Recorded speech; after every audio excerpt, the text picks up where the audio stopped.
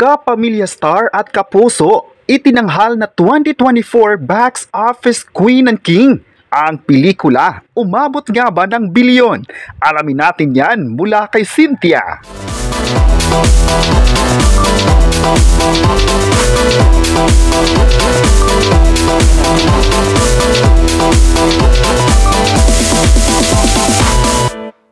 Anim na araw mula nang magpakilig sa sinihan, ramdam pa rin ang magagandang chemistry ni Catherine Bernardo at Alden Richards. Dahil sa pelikula nilang Hello Love Again, formal silang kinilala bilang Box Office Queen at King.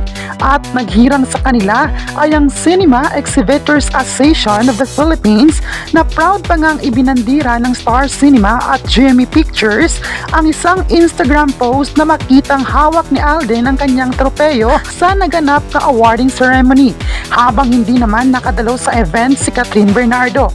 At hindi lang yan, pati mismo ang pelikula nila ay kilala ng Cinema Exhibitors Association of the Philippines dahil sa pambihira nitong performance sa takilya. Ayon pa nila, ang Hello Love Again raw ay kinilala ng association dahil sa historic success nito bilang top grossing Filipino movie of all time. Ang latest movie ng dalawa ay ang sequel ng 2019 blockbuster na Hello Love Goodbye. Sinundan nito ang emotional na love story ni Joy at Ethan na unang nagkakilala sa Hong Kong at muling nagpatuloy nang muli silang magkita sa Canada, kung saan naging abala ang una sa kanyang nursing career. Matatandaan na nasabing pelikula ay nagtala ng kasaysayan bilang highest grossing Filipino film of all time na kumita ng 1.6 billion sa takilya. Samantala, isang misyon ang tagumpay na nakamit ni Alden Richards matapos ma-meet at makasama ang Hollywood legend na si Tom Cruise.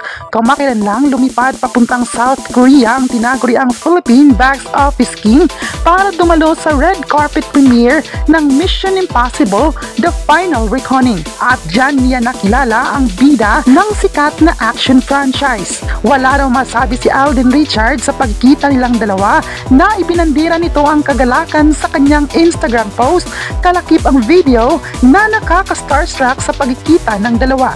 Nagdala ng pictures ang Paramount Pictures ni Alden pati ng mga naging ganap sa nasabing event. Diyan daw niya nakita na hindi pala meet and greet lang ang nangyari sa event. Napanood din mismo ng kapuso star ang pelikula kasama ang buong Mission Impossible squad. Kabilang na riyan sina Hayley Atwell, Simon Pegg, Tom Clemente, Greg Tarzan Dives at ang direktor na si Christopher McQuarrie. Ayon pa niya, ang culmination ng last 30 years of making sa franchise na ito ay nagbunga lahat. Ang Mission Impossible The Final Reckoning ay mapapanood na sa sinihan mula May 17.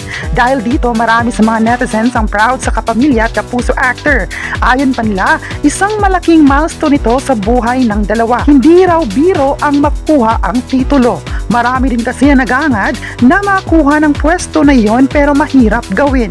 Pwede na lang daw kung patok sa mga tao ang palabas. Ayon pa ng netizens, masaya sila kay Catherine Bernardo dahil bukod sa pagiging magaling umarte, nagpatuloy pa rin sa napaka-communicative sa kanyang mga fans.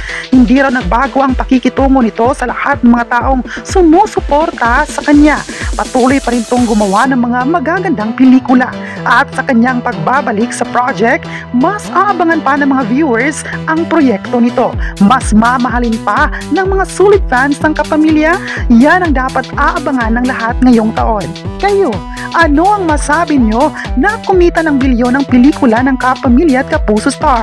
I-comment na kung proud ba kayo sa dalawa at sa buong ABS-CBN at GMA Network. At huwag kalimutang i-subscribe ang ating YouTube channel.